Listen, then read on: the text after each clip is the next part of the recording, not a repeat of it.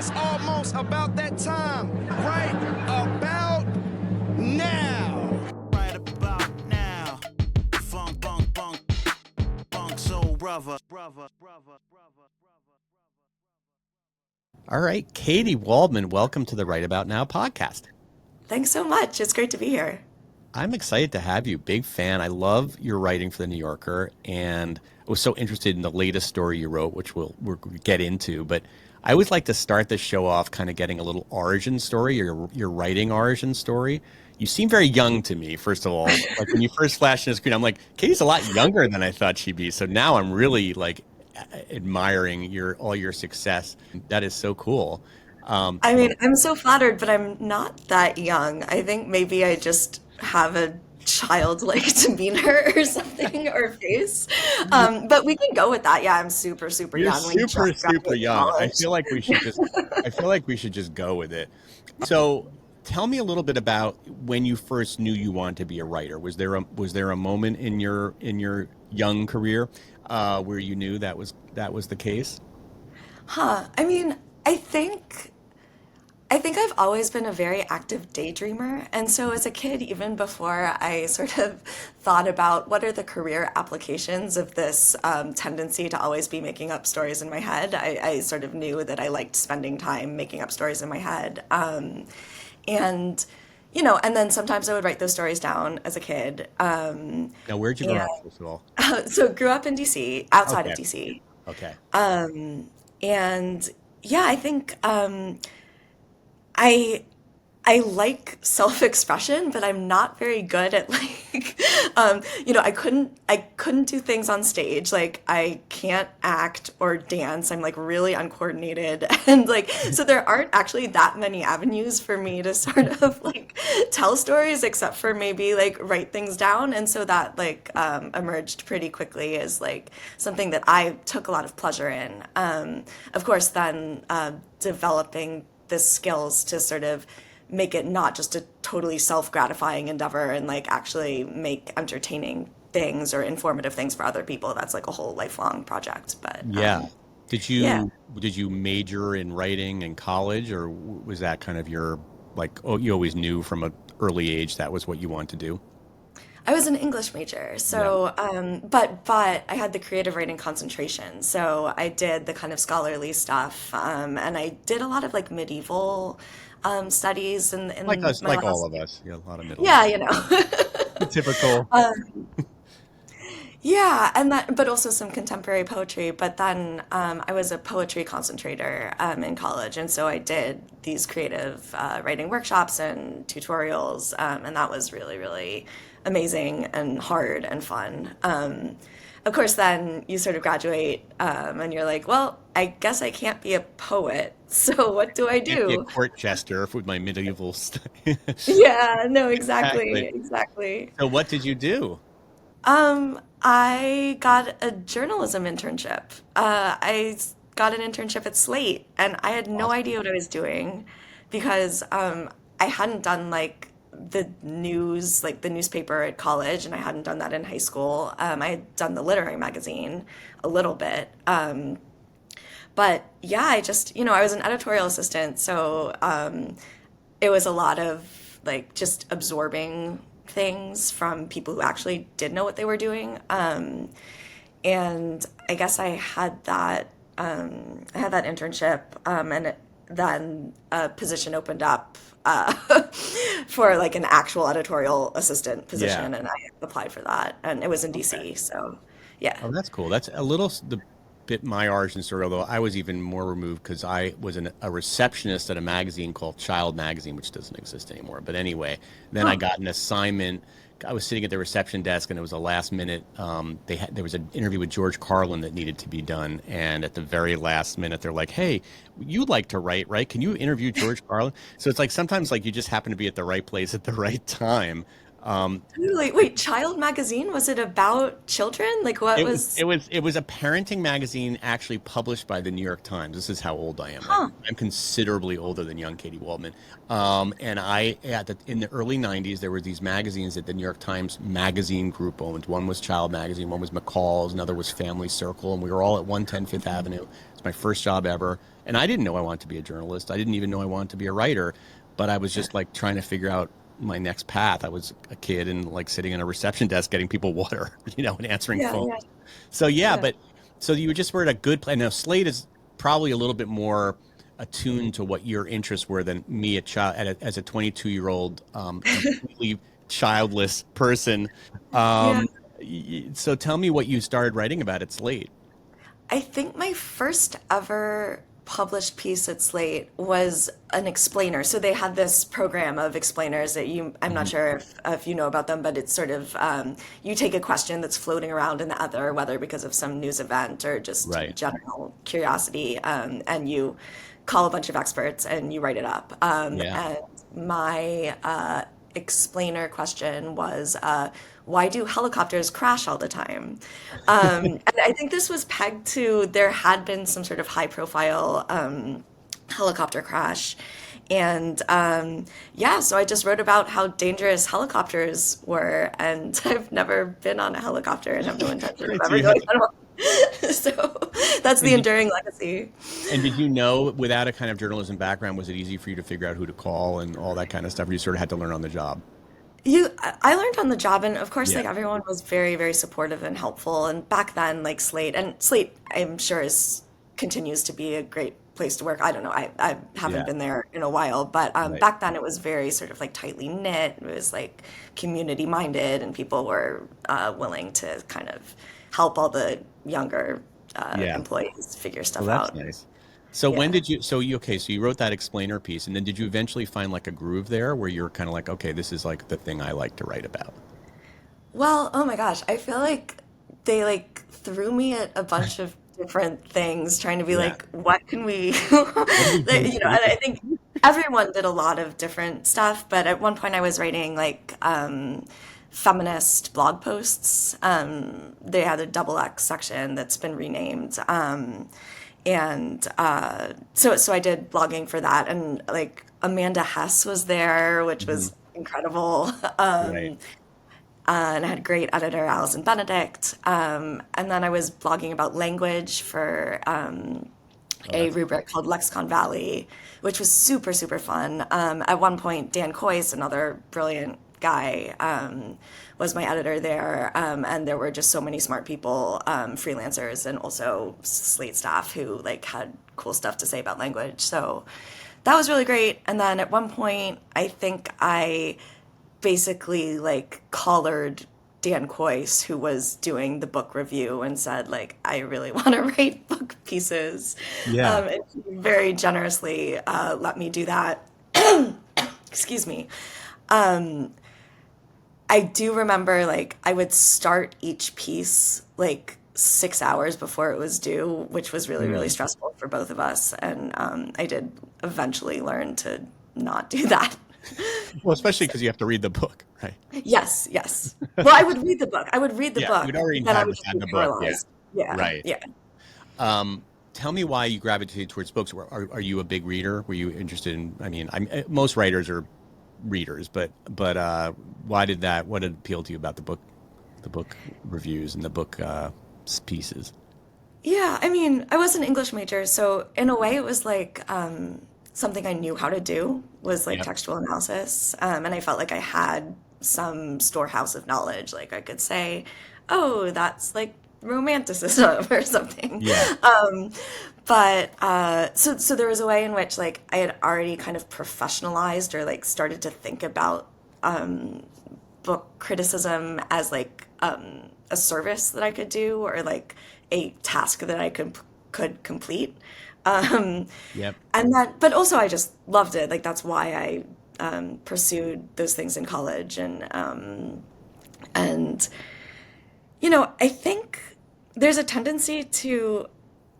I'm actually not sure if I believe this, but there may be a tendency to underestimate how much people read today. Mm. like read Good books, and point. so I don't want to say like, oh, I was such a big reader compared to like Joe Schmo who doesn't read. But I Right. think like we're all big readers, and I was a big reader, and that's kind of Well, we're just big. Maybe you're right. Like we don't, maybe, I don't know. Some of us maybe don't sit down and actually pick up a book. Like, but we are scrolling. Is that kind of what you yeah. mean? We're scrolling all day, or do you think we're actually still reading a lot of novels and nonfiction books? I think it's probably both in Right. that people are reading more novels. Well, certainly, and if we get into romantasy, they're like Yeah. We're keeping about the to talk publishing about that. industry Yeah. afloat. Yeah. Thank. But I don't, but then again, it's like define reading, define Yeah. literature. Yeah. I mean, so I think people are reading more books than in our like dystopian nightmare fears we think they are, Yeah. or suspect they are. But I also think you're right that I'm pretty persuaded by the like attention is a vanishing muscle, or that we are actually losing some capacity that we used to have because of the internet. Like I know that Yeah. that has been sort of decried as a moral panic, but I feel that It feels that feels real. That feels like a, yeah.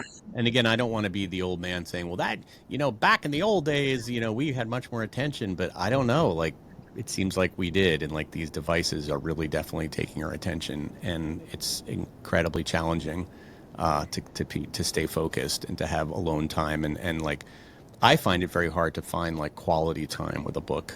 I mean, you Yeah. sort of have to for your job, right? Which is kind of good. It's a nice excuse because you're like, Yeah. well, I'm just Yeah. doing my job. I remember when I was at TV Guide, when I used to work with TV Guide, they would watch TV all day and they'd be like, what a job. It's like you usually feel so guilty watching TV, but they're just allowed to watch TV all day and that's like their job. Like your job is you're just allowed to read books because you write about books. So that's kind of cool. Yeah, I mean, it's interesting when people talk about it in terms of the quality of attention and the ability to sustain concentration, which Mm, to me feels right, but also it's like what we are able to pay attention to, like, mm, and to me, like, I fear that we are going sort of like inward and downward as opposed mm. to outward and Yeah. upward. Like, we are very, very good at paying close, unbroken attention to ourselves and to like Mm. our emotional states and to our desires and to like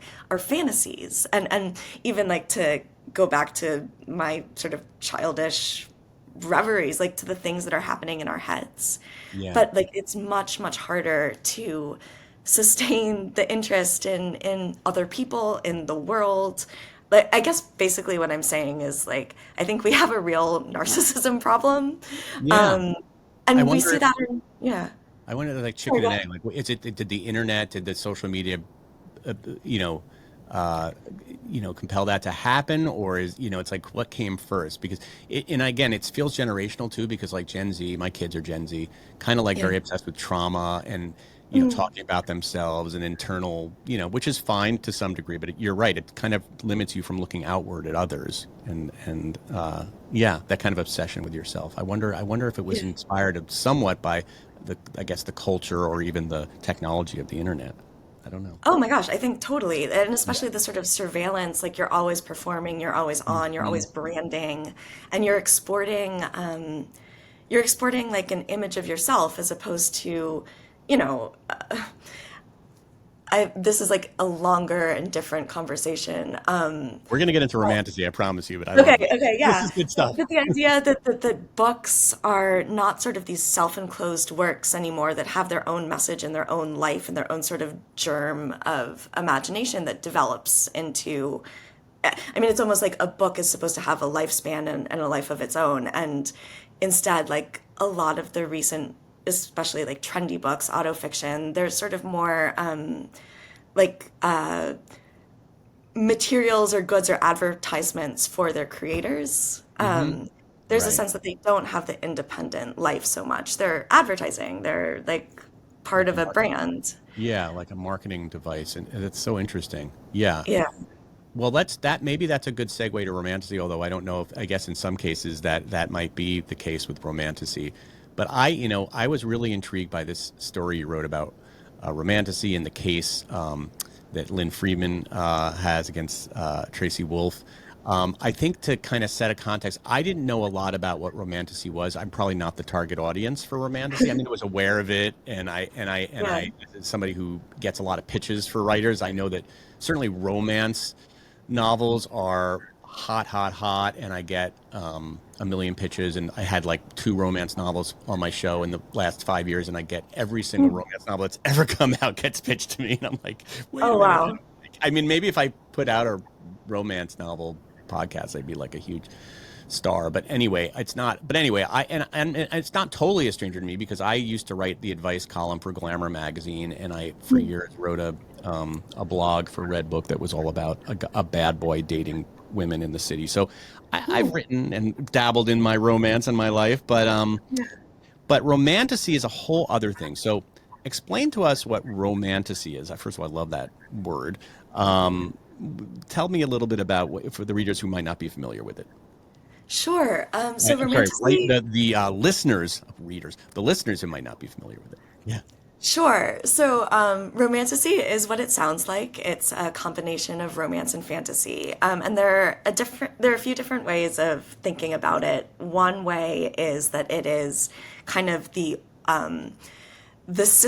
older sister of YA. And so there was kind of this flourishing of Harry Potter, Twilight, Hunger Games, even John Green, these books that captured kids. And then those kids got older, and they wanted sort of the same immersive experience. And the books sort of they were crossover events, so they would capture kids, but they would also get teenagers and even sort of like early adults, emerging adults. And as the sort of target audience aged, there was a need to sort of satisfy people who were used to a particular type of storytelling, but also maybe had more sexual maturity and more sort of adult concerns.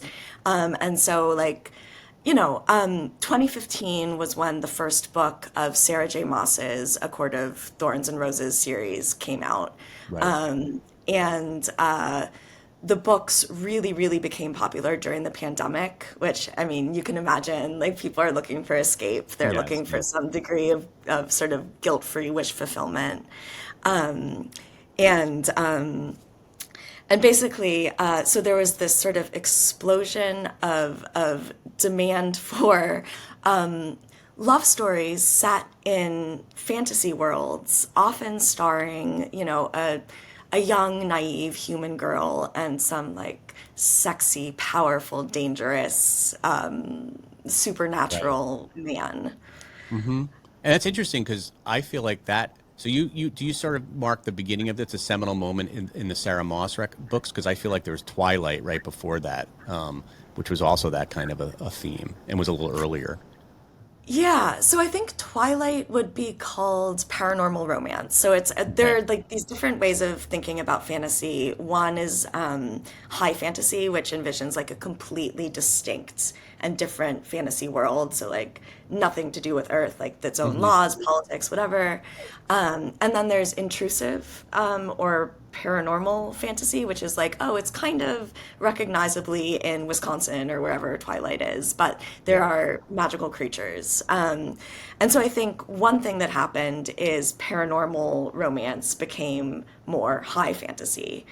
So you had like more richly developed fantasy worlds. Right. Right. So it's But kind of another world. another Yes, yes. And another distinction is that like Twilight was kind of sweet and romantic and you had your like blushing, clumsy ingenue or whatever, but like the sex was not as spicy. Right. It's almost Yeah. like Harry Potter meets Grey, Shades of Grey. I mean, it's like so many genres that get mixed together. But yeah, but then you get this romantasy, which is, what do you think Yes. it is about this generation, the people that are reading these books? It's interesting to me that it's really the publishing industry just followed the readers as they got older. So what is it about this readership? Because a lot of, there's been a lot of YA readers that got older and then started reading novels. But this particular reader wanted more like fantasy and sex. Yeah. What is it about that? Like, because you can still want a sex novel, but it doesn't have to involve a werewolf or a gargoyle, right? So, what do Right. you think? Yeah, I mean, it's such a good question, and I'm actually really curious what you think. yeah, Because, I mean, it seems clear that, like, for a long time, people have liked reading about sex, like mhm, romantasy, of or sorry, course. Yeah. romance has always been popular, and even sort of literary fiction has often taken up questions of desire and sort of dangerous desire and desire that destroys you. But I think there's something really potent about the wish fulfillment and about the Mhm. sort of the complete the being completely transported into a different reality, Yeah, in which like things that would never happen to you in your real life could happen. You are incredibly powerful, you're incredibly beautiful, like yeah, there's none of the sort of like pencil pushing of a day job. right. It's these really these kind of like primal adventure, these things that like are almost embarrassing to wish for in real Yeah, life, and somehow what the genre does is it invites you to imagine yourself having all of these kind of, I mean, it sounds derogatory to say sort of infantile, but like childish pleasures, and to not feel guilty or ashamed about yeah. wanting those things. And so, like, a part of me wonders, like, does this generation just have less shame about Hmm. pleasure? I don't know. Yeah, no, it's such a good point. I mean, I think there's so many things. It's one of those perfect storm things, right? First of all, like you said, this generation was raised on Harry Potter. They were kind of like reared on these books that already kind of got them prepared for that diving into a world building fantasy world that had nothing to do with our world or was apart from our Yeah. world. So that I think they were kind of primed for that, right? And then you have the kind of I don't know. By the way, this is armchair analysis. Totally, I never thought totally, about yeah. it very much, but then you have this world where we're losing more and more control, more and more agency. Our attention is being gobbled up by millions of devices. We have less control over and this idea of going into in a sense, a virtual world where we like you said, we're better looking. We have more power. Yeah. We're able to there's a right and a wrong. There's a clear bad guy and a clear good. I feel like there's something there. Yes, I'm nodding vigorously for our listeners. Like, Yeah, okay. I absolutely. don't. Uh, It seems like that might be one of the reasons. I have no idea, but I liked your analysis as well. So here we are. We've got Romantasy, and I think we should give some context here. Like you said, this is kind of keeping the publishing industry. This is not just some fringe movement. This is keeping the publishing industry alive right now, because people are books are dead, books are dead, but people read these books voraciously. What I mean, can we give it some numbers or like what's the like in the world of publishing? Where does Romantasy fit in terms of the sales and that kind of thing? Yeah, I mean, one really powerful figure that I came across in reporting, and I think it's in the piece, is that just last year, five of the top 10 best-selling books in the country were Romantasy. So they were either written by Rebecca Yarros, who has this kind of blockbuster Fourth Wing. It's called the Empyrean series, and it's Yeah. about dragons at a war college.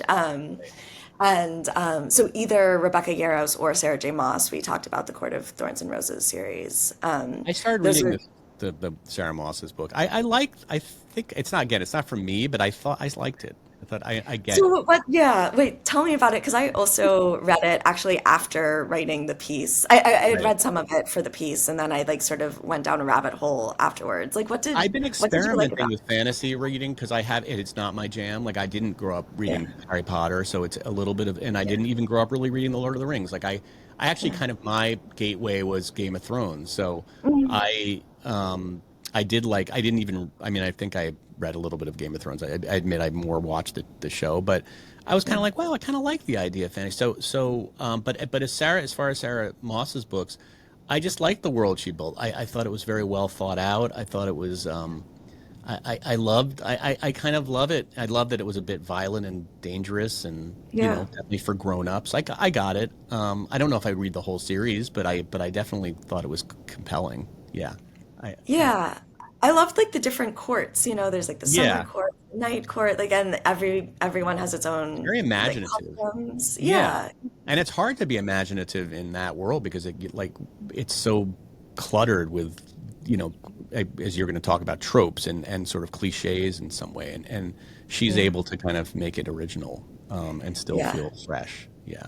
And I think she has a really, really a good handle on how to make those tropes really work. Like in Right. some ways, it's like she subverts some tropes, but she also just nails other ones. Right. She's clearly a fan and clearly Yeah, understands and has thought yeah, through her world.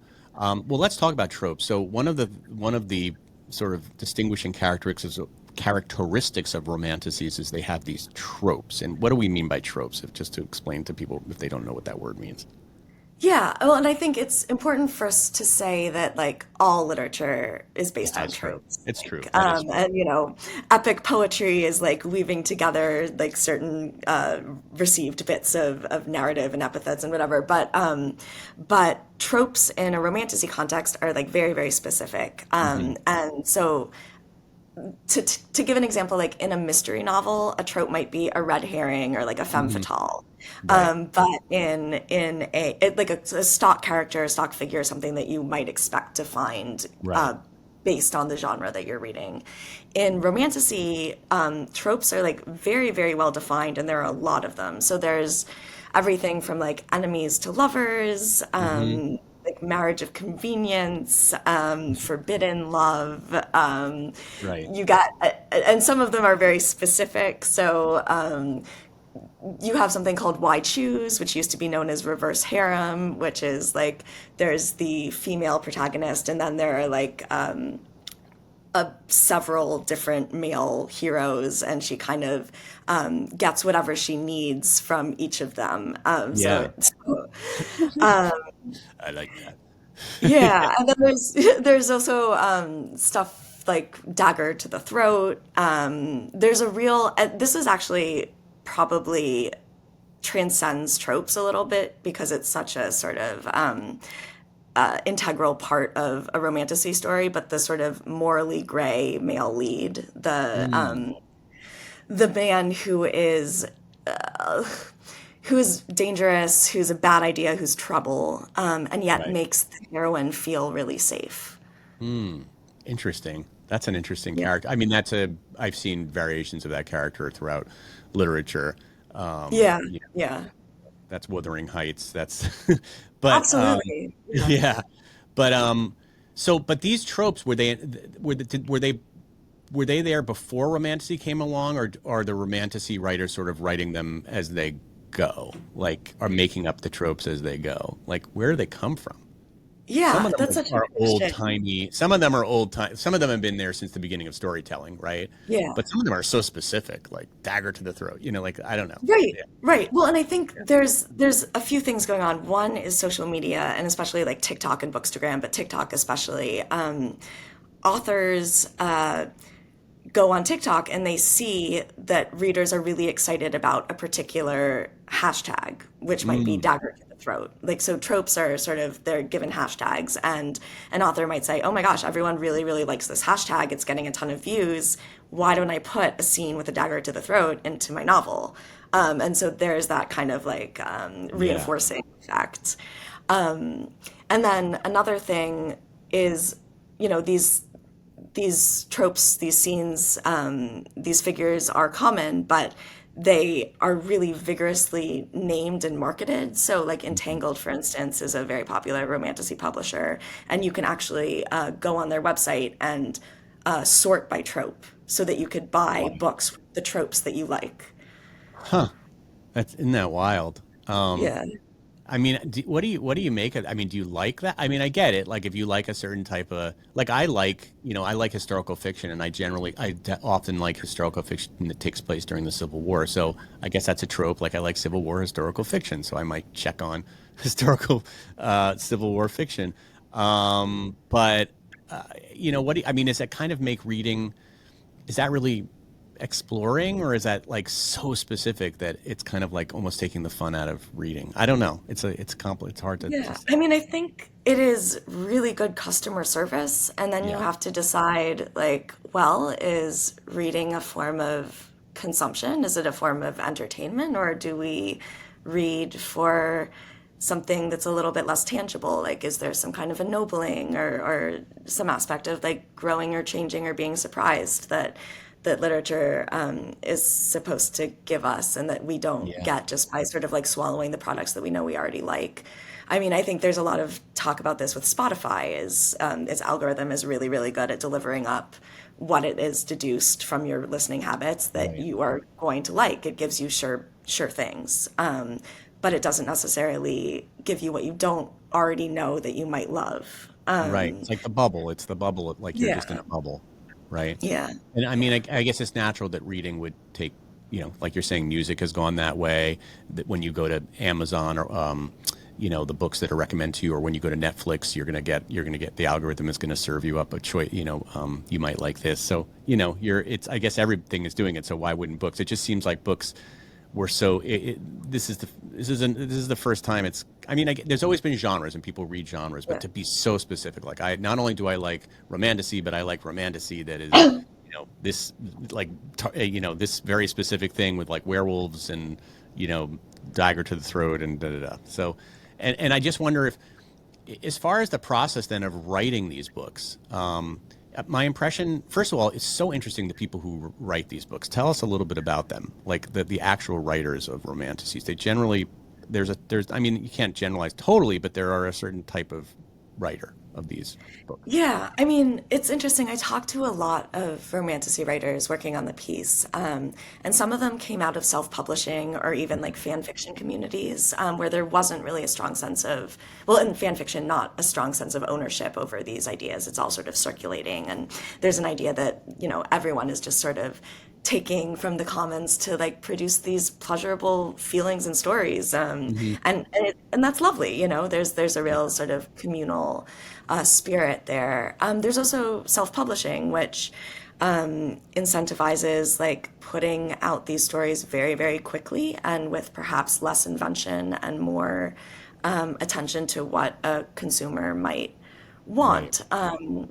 And so, I had one conversation with a self-published author named Ines Johnson, and she was really, really helpful. And she spoke about, going to TikTok and listening to fans and like listening to what types of stories specifically people wanted to read and delivering those stories, but at the same time having this sort of batch of other embryonic stories that she wanted to write for herself, Yeah. and knowing that, I actually just can't write those stories right now That's not where the that's market not is. what they want to read. Yeah.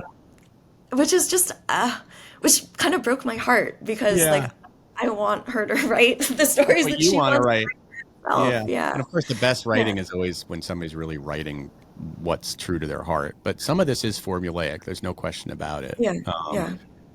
But aren't some of the? I had read that you'd said some of these. A lot of the writers are like Christian, and they kind of like Mm. Bible, a little bit Bible Belt, which I found really Yeah. interesting, given the subject matter is pretty racy. Yeah, no, I mean that's another sort of sociological distinction or like grouping that you could make is that these are a lot of these women. I mean, first of all, they're white. Hmm. It's rare. There are a group of of writers of color who are writing romantasy, but it is dominated by white women, and they do tend to be sort of working from home with Hmm. children. Right. And Stephanie Meyer is another example. Rebecca Yarros, Tracy Wolf, who's involved in the lawsuit, Yeah. started her writing career when she had a son who was born prematurely. And so, yeah, I mean, there is a sort of it does not surprise me entirely because although there is kind of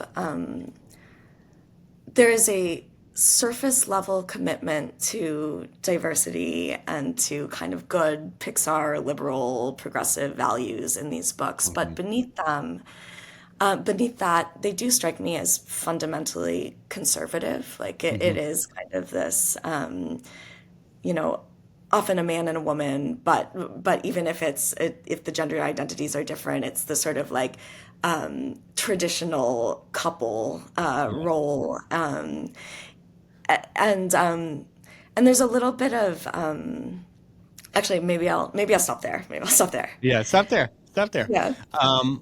That is so that's interesting. It's it's not as diverse as you might hope, but you said there's some people doing that. I you know well, I'm going to stop there too. All right, so so let's talk about this case, because your story revolves around this one case, and it brings up a really interesting issue, which I'd love you to kind of to work through with us. But the basic case is, and again, I brought it up in the beginning of the show, but there's a woman named Lynn Freeman. Tell us a little bit about Lynn Freeman and the book that she wrote.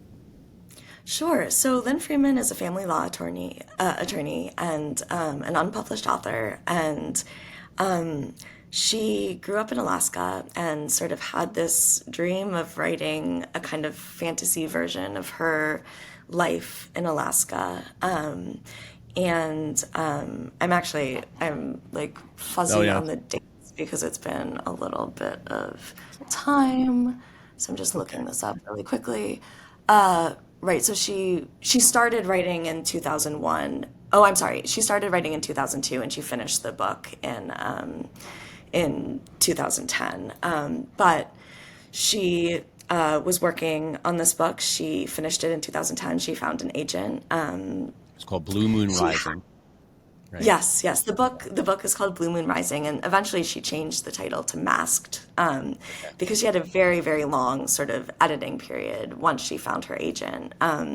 They worked together for more than 3 years. They went back and forth, back and forth. Lynn did a lot of revisions, but over that 3-year period, the agent sent out the manuscript to about over a dozen publishers, and the book didn't sell. And part of that was, according to the rejection letters, it was just such an over-glutted market at that point.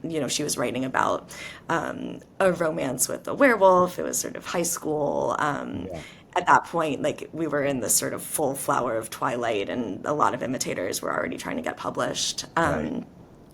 So it was pretty hard for her to get a toehold. And anyway, so the book didn't sell, and Lynn parted ways with her agent, whose name was Emily Sylvan Kim. And then about 10 years later, she was in a bookstore and she started reading this other book called Crave by an author named Tracy Wolff. And it struck her as incredibly similar to the Really manuscript that very she had specific. written. Yeah. Really Yeah. specific things seem to be about her own experience were in this book. And again, Tracy Wolff had the same agent as Lynn, right? Right. So she didn't know that at first. She took the book home. She had an anxiety attack. She Googled Tracy Wolff and she realized that that was the sort of pen name of a woman that she had actually met through her agent years ago, named Tracy Deebs, and that this woman was a star client of her former agent Emily Kim. And so she thought, this is fishy. Right. So Yeah. she sued the publisher, right? Or is that who she's suing? She's suing all of them. All So of she them. sued Tracy Wolff, she sued Entangled, which is the publishing company, and her former agent, Emily Sylvan Kim, and Macmillan, which is the distributor for Entangled. And so what are they claiming? What is their response to this lawsuit? Obviously they think it's ungrounded, but how do they justify, or not justify, but how do they explain the similarities? So they say it's a coincidence. They say the agent, Emily Kim, recalls nothing of the manuscript, which is kind of an incredible claim given that she had a close relationship with this writer for more than 3 years. And at least according to Lynn Freeman, they had these long, extended conversations, and Lynn would talk about her life and the parts of her childhood and her personal experience that she wove into her narrative. Of course, Emily Kim says that she doesn't recall these conversations and she doesn't think that they happened. So Wait, I'm sorry, I'm forgetting the question that I'm supposed to be answering. No, no. What there? So there's. I no. I asked them. I asked what are they? What are they? Why are they saying that there's just similarities? But how are they explaining the similarities? And you're saying that they say it's coincidence and that Yeah. she And doesn't it's recall a lot of tropes. the conversations. And yeah, that's the Yeah. main thing. That these are Yeah. tropes. These are like we talked about earlier. These are. You can't say that we're imitating. Everybody does these tropes, right? Right. And so some Yeah. examples of that would be in Blue Moon Rising, Lynn Freeman's manuscript. The main character falls in love with this like really gorgeous, mysterious boy who turns out to be supernatural, and she discovers that she has her own supernatural powers, and that's also true in Tracy Wolf's book. But in her version, the mysterious beautiful boy is a vampire. In Lynn's version, he's a werewolf. Yeah. In Tracy Wolf's book, the supernatural powers are that the heroine is a gargoyle. In Lynn Freeman's book, her supernatural powers are that she is this creature called a nyx that is like Hmm. halfway between demonic and sort of I'm trying not to get too much into the lore, but sort of a Yeah. protector of the balance of the universe. Did you Yeah. read them both? Did you? I mean, I'm sure maybe for you. So you read them both. Yes, yes. Did you sort of see where Lynn was coming from, or? Oh, absolutely, Yeah. absolutely. Because it is not just these sort of fundamental romantasy tropes of like chosen one, secret powers that Woolf's novel adopts.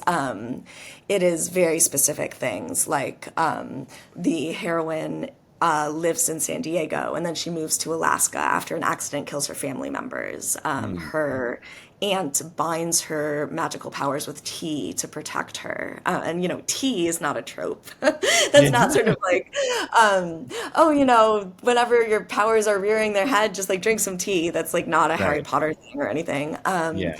The way that the lead smells in one book, it's citrus and waterfalls. In the other, it's oranges and fresh water. So these Hmm. things are like, Pretty close. yeah. And I would also say that the way the kind of maybe basic or ordinary details are strung together is suggestive. So, maybe you have a love triangle and you have voices in someone's head. Those are things that you get in various fantasy novels, but you don't always have the members of the love triangle are the voices in the character's head, Yeah. Yeah.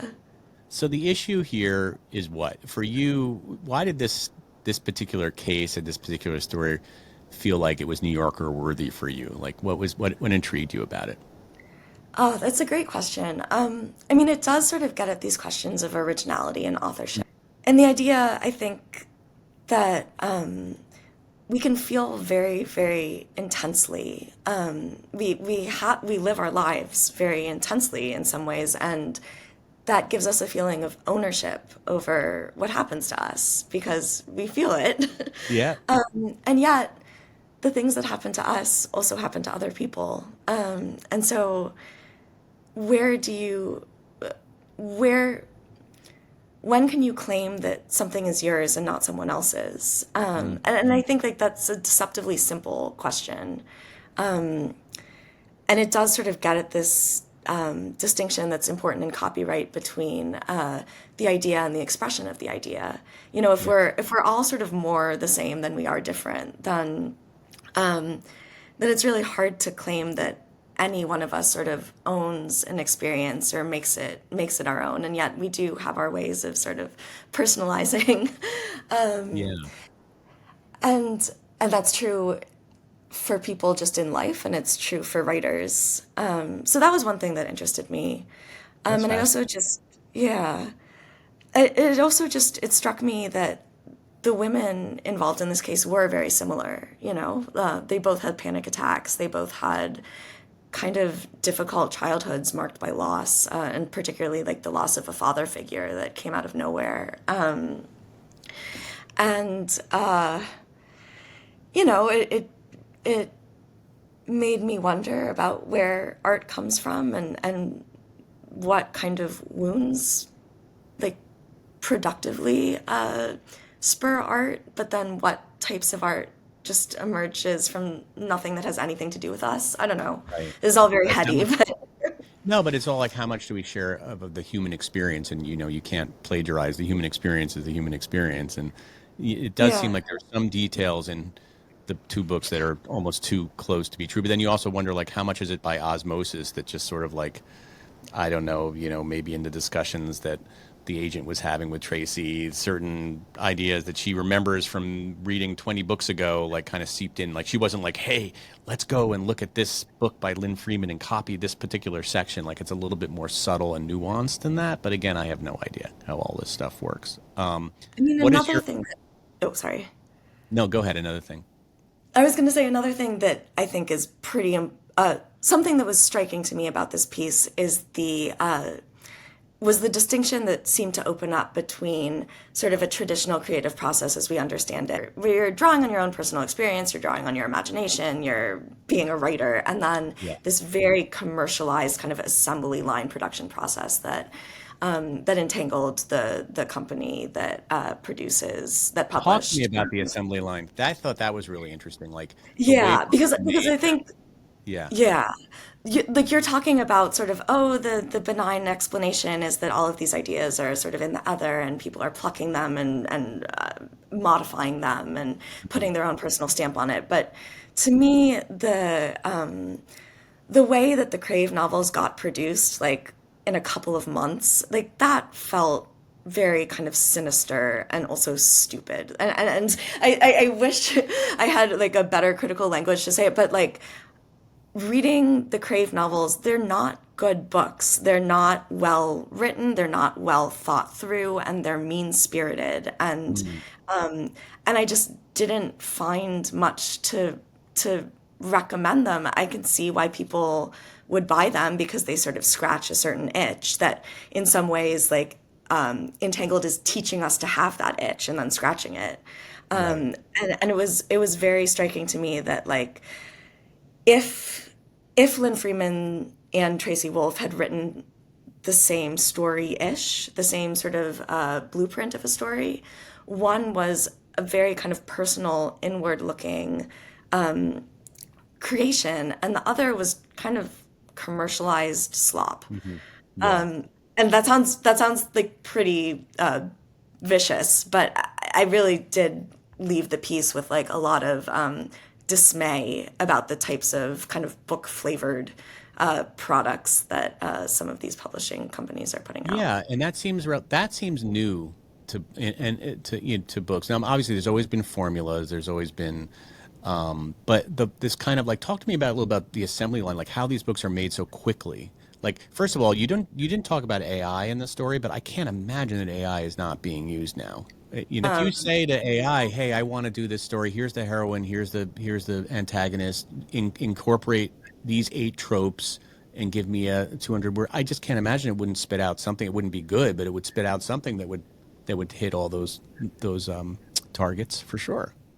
Absolutely, and I think that you can see the potential devaluing of writers in the contracts that some of Hmm. these publishing houses have with their writers because what you asked, how is it possible to write books that fast, not through a traditional publishing process is the answer. Right. Often these companies are working on more of a packaging model or like a write for hire model where sort of the client, which might be a publishing company or might be some other entertainment company, is going to come to the packaging company and say, these are the things that I want featured in my story. I want these things because they test very well in the market. There's a lot of demand for it.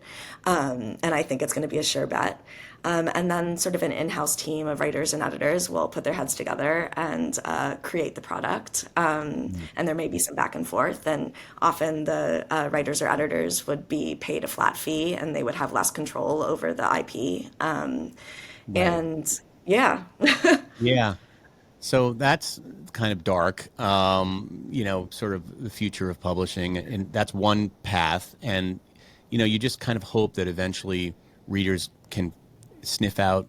Maybe it feels very new now, but eventually, I don't know. I always have. Maybe I'm an optimist, but that the readers will sniff out. This feels very derivative, and I've read this a million times. Now, look, some people will keep reading those books because that's just what they like, but you would hope that there's some part of the human that likes, to be surprised and likes to feel like they're reading something that feels fresh and original. And actually that they respond to good writing because it feels like it's coming from an author that really understands them.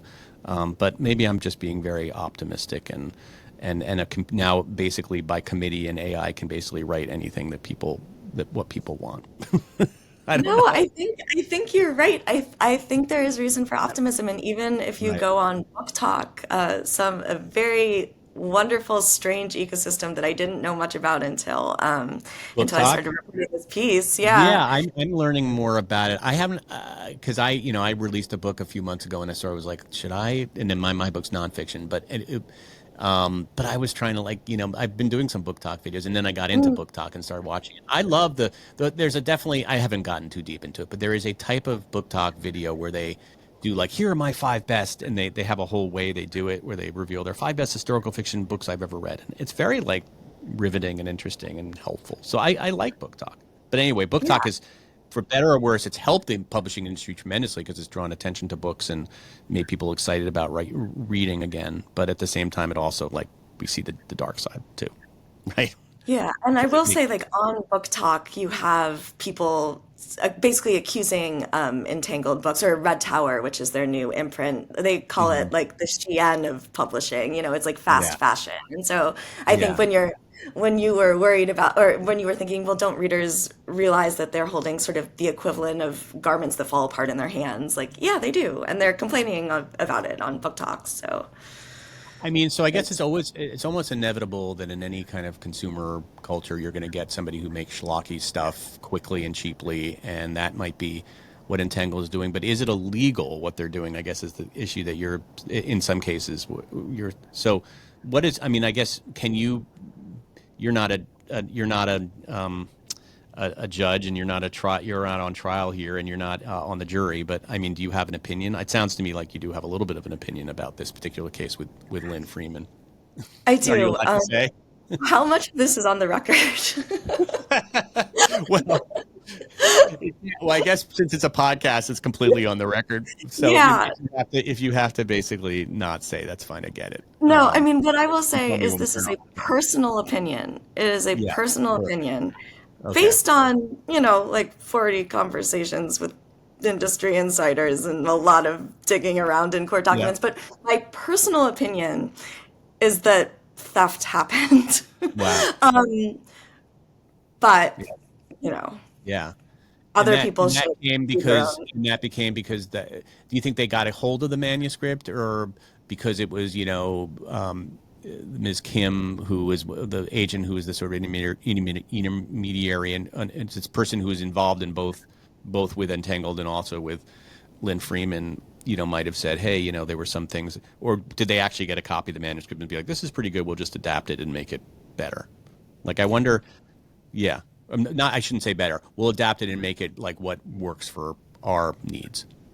Who Right. knows how it Um, works? couldn't say. Yeah. Couldn't say. Yeah, that's a hard one. Couldn't And possibly. yeah, but I can see that would concern some people who, whose books are in a slush pile, Yeah. and are that they don't even know if anybody's even reading them. And suddenly, like you're saying, 10 years later, they read a book and they're like, wait, that's exactly the book that I submitted. This is like every writer's worst nightmare and fear. In teaching writing, I always get this question almost invariably. How do I protect, when I pitch a story to a magazine, how do I make sure they're not going to steal my idea? And I used to say, nobody ever steals ideas because I always feel like, again, ideas are kind of in the ether anyway, a lot of times. And this is a little different, like a novel and a article idea. Some people will be like, well, you stole my idea about, something that a million people have written about. So, that one's a hard one. But I guess in this case, so I guess the issue is how do you protect yourself? I don't know. I don't know the answer.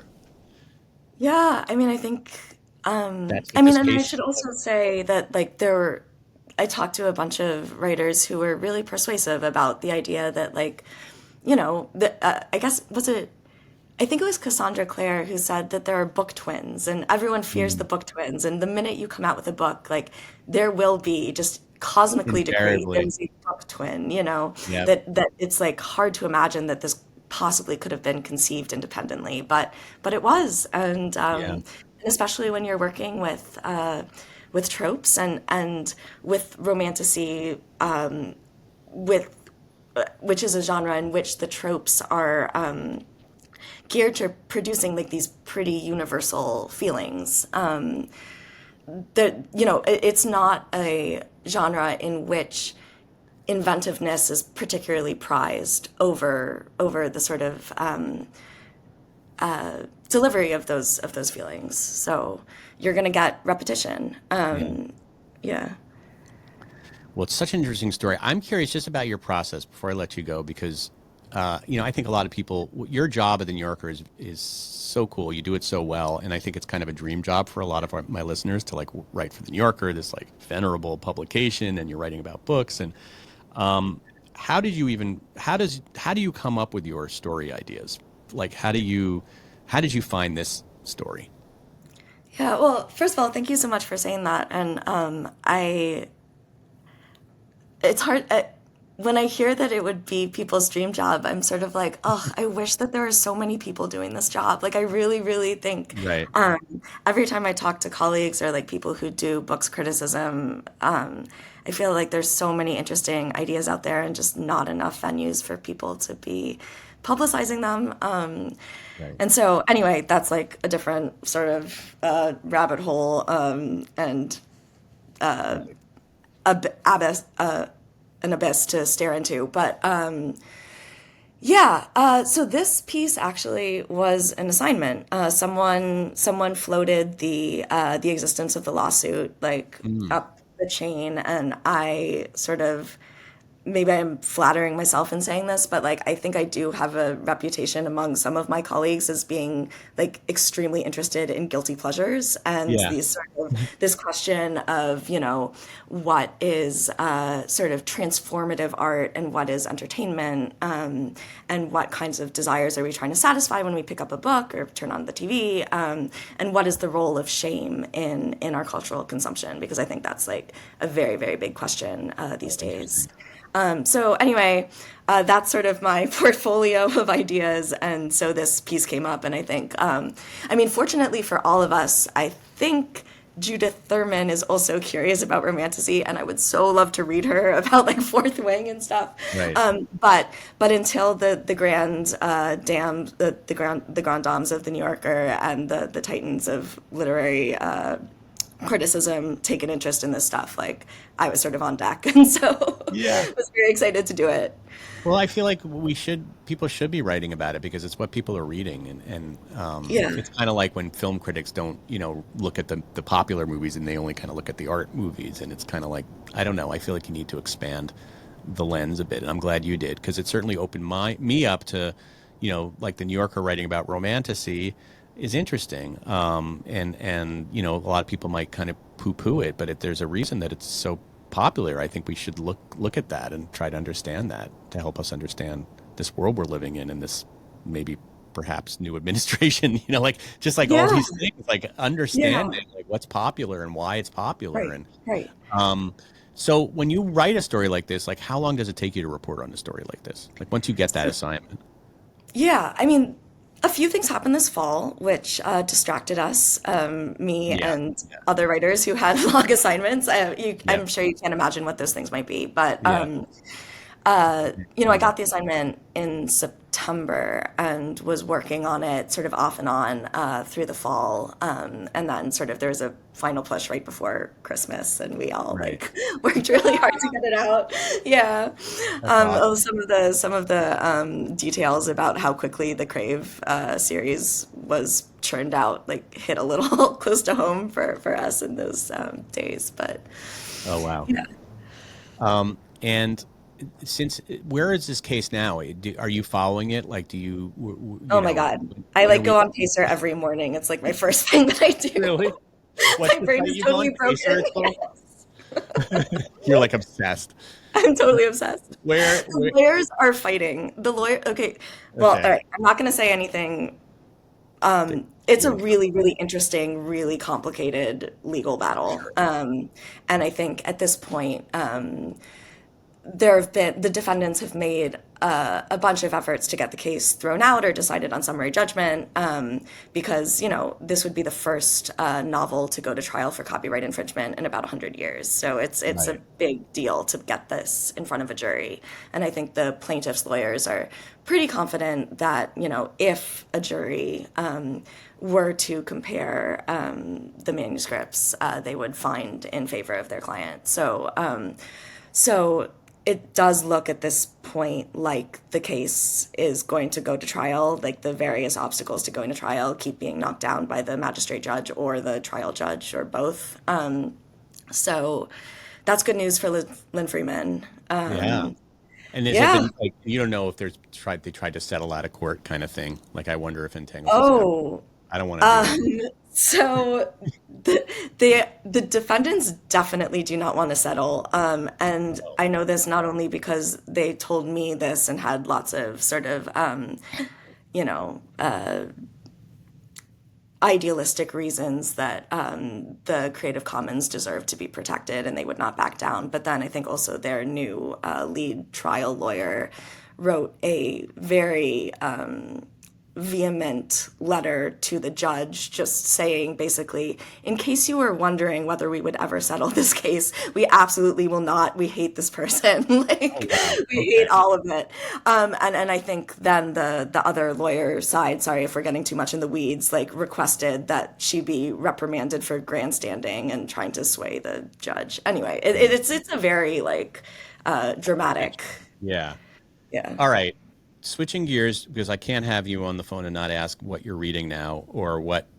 Well, first of all, let me ask like what are some of your favorite books? I mean, I know that's a really hard question. It's like choosing your favorite kid or whatever. But are there books that have meant a lot to you over the years? Like, like books that you like when people say, "What's one of your favorite books?" Like, what do you Oh my generally? gosh. I know it's a hard one, Yeah, it's a hard one. and I it mean, changes. there are books of literary criticism that I feel like really informed me. Mm, On Form by Angela Layton, I discovered in college and was just like, this is amazing.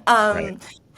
I think, you know what? I'm going to come back to that just because, like, it sort of changes based on like what I'm Yeah. interested in, like what are the books that I'm sort of returning to and pulling from.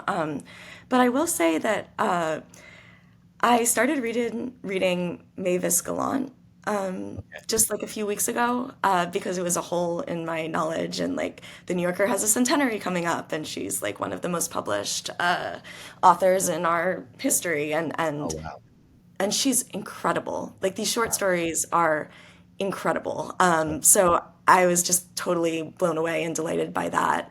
I will also say I was possibly maybe going to do something with the new Ann Tyler novel. And so I read a bunch of Ann Tyler, which was instructive and interesting. But what I really, really loved was reading Edward Hoagland about Ann Tyler. There's like mm, this, I mean, actually, can I just read you a little bit yeah. from his? Please do.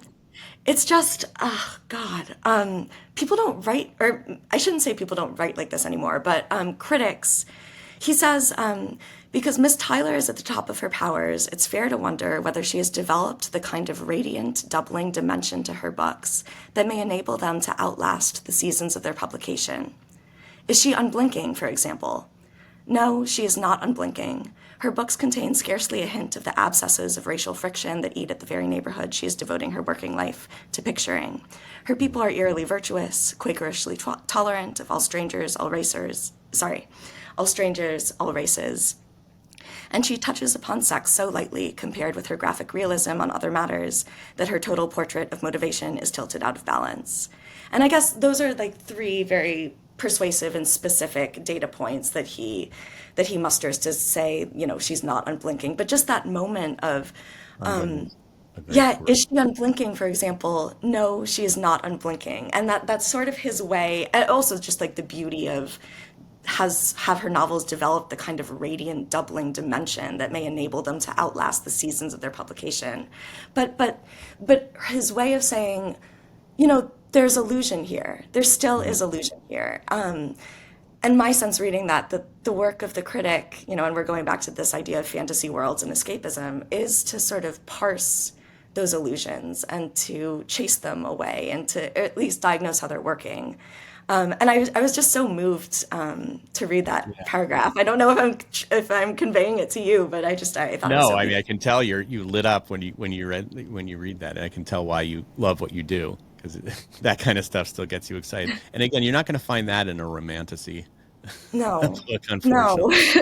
So good. Thank God there's still good writing in the world to read. Katie, this has been really fun. Thank you so much for taking this time to talk to us and writing this story and being such a great writer and so open. I really, really loved getting to know you. I'm sure my listeners did too. So thanks. Thank you so much. This was so fun. I would love to do it anytime.